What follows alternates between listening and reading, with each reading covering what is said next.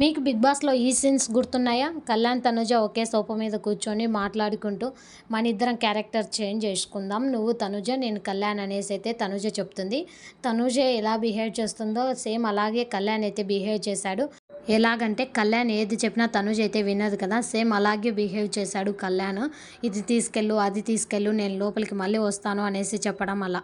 చాలా కామెడీ అనిపించింది. ఆ ఎపిసోడ్ అయితే నాకు చాలా బాగా గుర్తుంది. మీకు గుర్తుందో లేదో కామెంట్ చేయండి.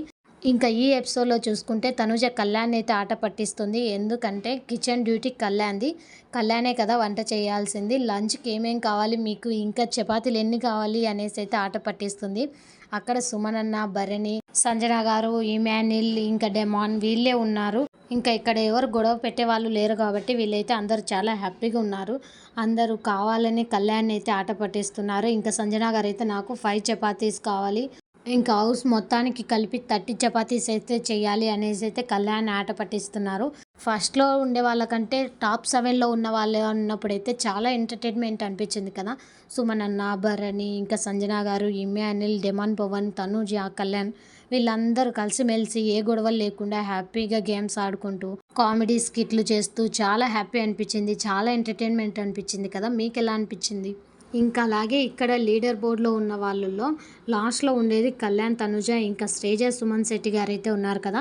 వీళ్ళిద్దరిలో నుంచి ఎవరిని తీసేయాలనుకుంటున్నారు అనేసి బిగ్ బాస్ అడిగినప్పుడు వాళ్ళైతే గనుక అందరూ కళ్యాణ్, తనుజ పేరైతే చెప్పారు. మిగతా జోడీస్ మొత్తం చాలా బాధపడ్డారు. ఆ టైంలో అయితే చాలా ఎమోషనల్ అయిపోయారు. కళ్యాణ్, తనుజ అందరూ కలిసి మమ్మల్ని టార్గెట్ చేస్తున్నారు అనేసి అయితే చాలా ఎమోషనల్ అయ్యారు.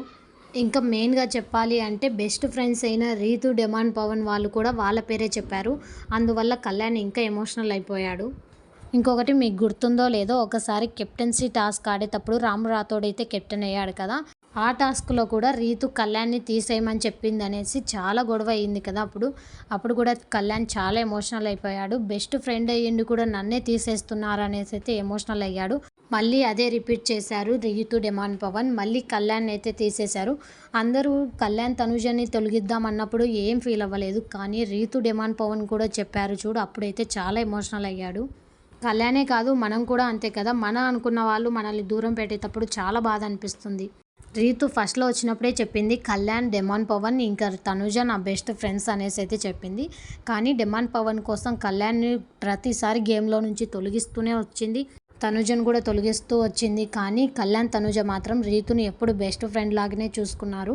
తనుజ రీతు ఎప్పుడైనా డల్ అయినప్పుడు, లేకపోతే డెమాన్ ఏదన్నా అన్నాడని బాధపడ్డప్పుడు కూడా తనుజ రీతును మోటివేట్ చేస్తూ, సపోర్ట్ ఇస్తూ తనని ఎంకరేజ్ చేసేది.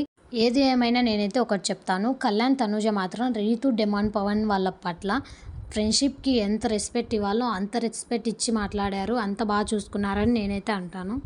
మీరేమంటారో కామెంట్ చేయండి. Thank you for watching. Please support my channel.